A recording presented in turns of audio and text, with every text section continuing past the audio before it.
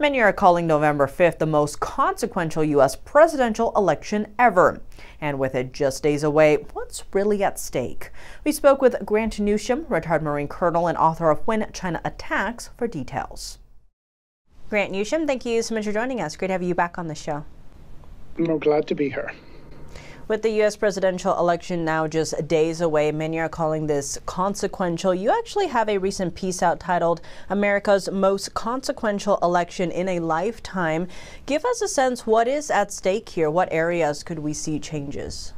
I know we say that every election's the most important ever, but this one, I could see it being our last one, in a sense.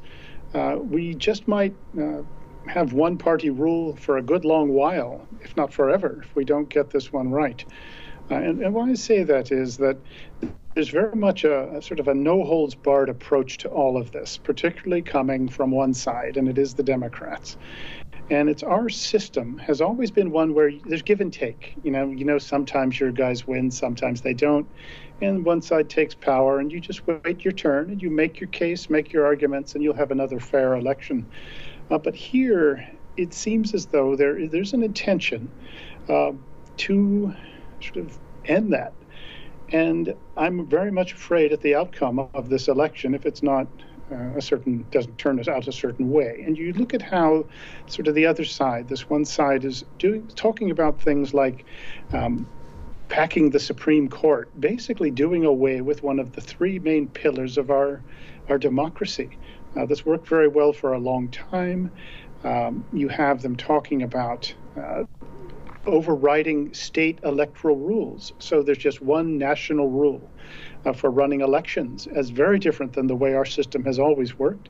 And that's a very good way to keep control of things if that's what you have in mind.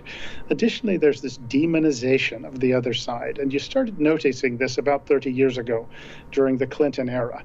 And it wasn't just that people who thought differently were, misguided or had sort of the wrong opinions, but rather it came to be that not only were they wrong, they were evil and needed to be destroyed. There is a balkanization that's taking place, and I think it's intentional in our society, and this is not healthy. It used to be a limit to how much damage any administration could do, Republican or Democrat. Now doesn't seem like there is, and it seems like there's an intentional move, as I said, to establish one-party rule in this country. But the demonization that's taking place, comparing Donald Trump to Hitler and fascist and this and that, this is not how a civilized society continues. It's not how the United States of America is going to continue, by throwing this sort of language around.